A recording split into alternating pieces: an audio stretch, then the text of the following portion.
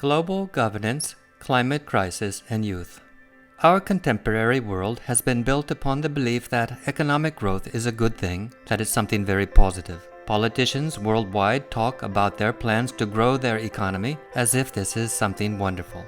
Yet, if we read the reality of today's world and listen to the global scientific community, economic growth is destructive to the living systems of the earth and leading us to major problems. This threat to our contemporary life should fill the headlines of today's news and be discussed in every family and neighborhood. It is that important. Baha'u'llah, the prophet founder of the Bahá'í faith, warned us in the middle of the 19th century not to overleap the bounds of moderation. If we overleap moderation, it can bring great evil upon men, he said.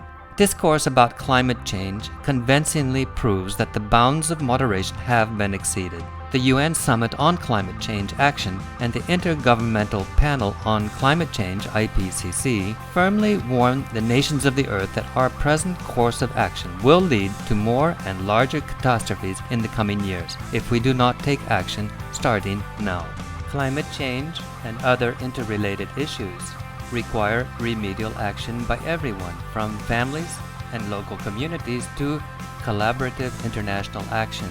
Baha'u'llah's statement that the earth is but one country is clearly confirmed beyond any doubt today by climate change and other existential issues, such as the overuse of the biocapacity of the earth. Facts indicate that today we are overshooting the biocapacity of the planet by 60% or more, and yet every day we consume more and it gets worse. If we talk about water, land, fossil fuels, the growth in world production, and the overuse of the resources of the earth, like water for example, we will see that only transformative change will prevent world-shaking catastrophes like we see today with the coronavirus. Discourse about many current issues will lead naturally to conversations about a global civilization where all nations work collaboratively to protect our world. Economic activity must respect the limits of the life support systems and ecological processes of the earth. Consider consumer spending in the United States as one example of an economic issue. It accounts for roughly 70% of U.S. economic growth, according to the Federal Reserve Bank of St. Louis. Today, we see that the institutions and economic system that created this consumer culture continue to dominate human affairs. This is not good for the future. It is as if our political leaders refuse to see the dangers ahead. Today, the inescapable failure of a society built upon growth and destruction of the earth are the overwhelming facts of our contemporary existence. Because many of the processes are planetary, respecting them will require building new global institutions for managing them at the global level. This institution building is another major challenge before us. What can we do to conserve the resources of the planet and work for transformative change? Individually, some, but not enough. In order to solve these issues, and I think all of us want to solve them, local communities need to be engaged. Discourses, discussions about integration and disintegration need to take place on every level, starting, I think, with families and neighborhoods. Social discourse is a major activity of Baha'i communities.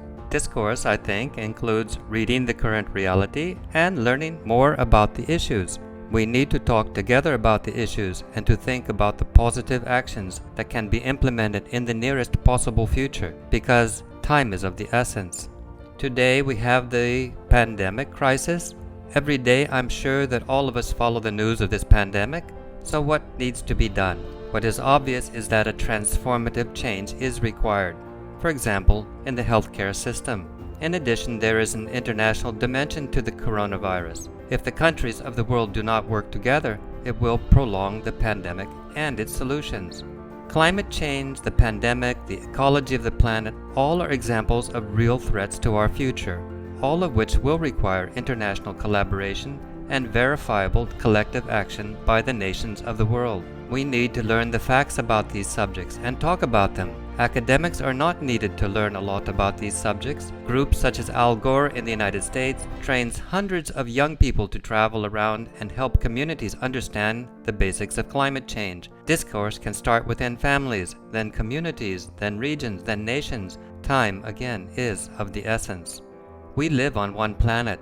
We are one people, and there has to be a worldwide collaboration and working together to solve the climate crisis and other issues before the world today. Thank God for young people. They are learning about the climate risk, and they want to see mitigation.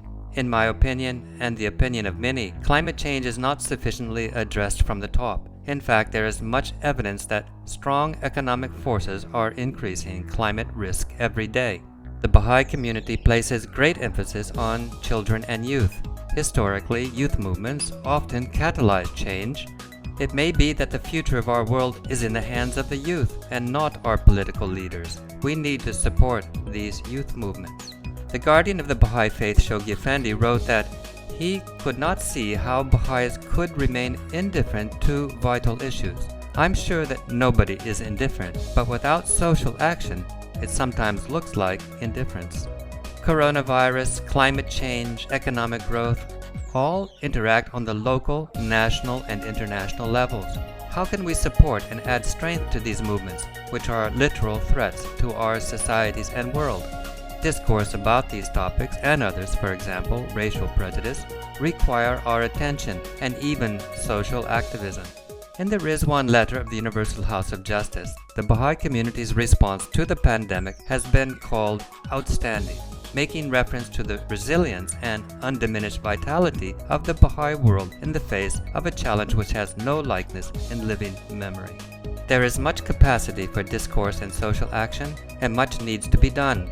Looking at the news in the last couple of weeks, we see much agreement about the issue of racial prejudice in the United States and the readiness of many to arise and work for transformative change. The challenges of our time can be solved. In addition to the Baha'i community, there are other groups that are working for many of the same ideals of the Baha'i faith. I think that in addition to Baha'i discourse and social action, partnership with other groups, particularly youth groups, will help raise these subjects to a level where societies around the world, God willing, will stand up, find agreement, and take action together.